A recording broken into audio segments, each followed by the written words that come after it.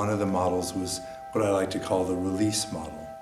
Whereas instead of actively cultivating and choosing an object of awareness, like I'm going to sit down and gather my attention on the breath, and when it wanders, I'll bring it back. That's what I like to call the control method. Very popular, very common throughout 2,600 years of Buddhist practice.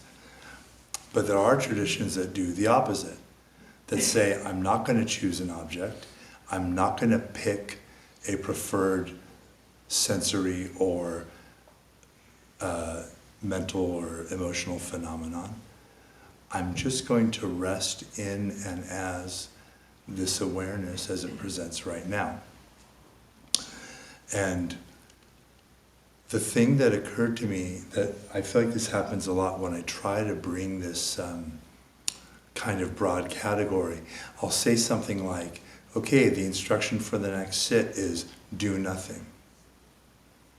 And it seems like that's a really tough thing for folks, including myself, to kind of get their heads around. And a couple students brought me this. They said, well, you told me to do nothing, and then you said, if I catch myself doing something, I should stop. And they're like, but stopping is doing something. And I was like, oh my God, I have to go lay down. But it's a fair point, right? And this is one of those cases where I feel like the historical Buddha has it's almost always the case that you can go back to the suttas, to the earliest strata of the Buddha's teachings, and find a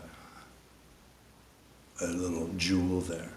So in Pali, there's a word upadi, which means to take something up.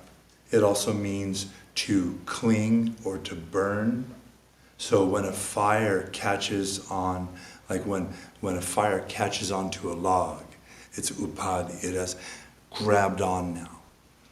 And now the log and the fire are in this kind of dance of death, right? Because the fire's going to burn and burn and burn until it burns out all its fuel, and then the log's gone and the fire's gone. So the Buddha brought this example to his students, like when you grab onto a mental or emotional or physical object, your mind, your awareness is now glued to that object.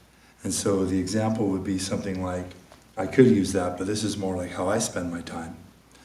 I take my hands and I pick up my phone and I mindlessly scroll Reddit or whatever I'm doing at the moment.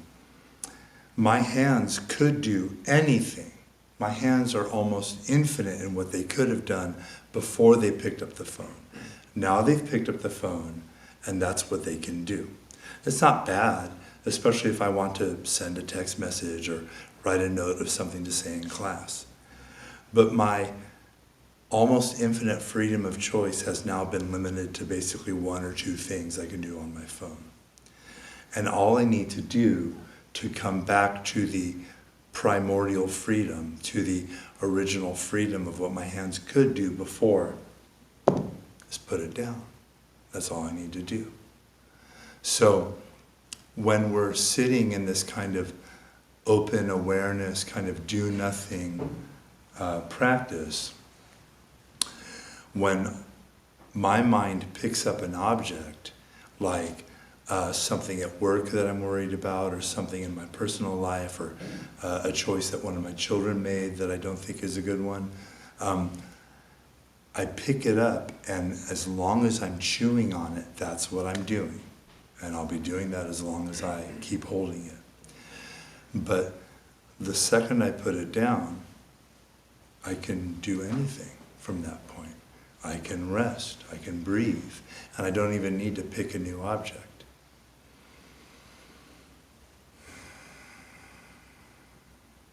So it's like the mind as a closed fist, and then you just let it go.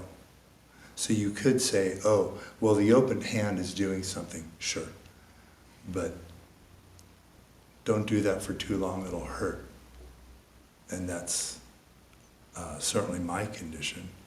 my mind and my heart will collapse, will contract, will constrict around an object and burn and burn and burn until I let go. And oddly enough, of course, the letting go is the optimal condition for me to actually look at a situation that needs my attention. That isn't like something stupid like I usually, when I'm on the cushion thinking about like an argument that I had 20 years ago and what I should have said. But something that really deserves my attention, like a parenting thing or a work thing. The mind, when it is released, and the body, when it relaxes away from that kind of constriction, is actually the optimal place from which to think kindly and carefully about something, such that when I get up off the cushion, I'm in a better place to like really address whatever that thing was from a better space. Hi, I'm Brad with Long Beach Meditation. Your gracious generosity makes this programming possible. If you found this video to be of value, please consider making a donation here. If you'd like to watch more videos like this, click here. And if you want to stay up to date with Long Beach Meditation, click here to subscribe.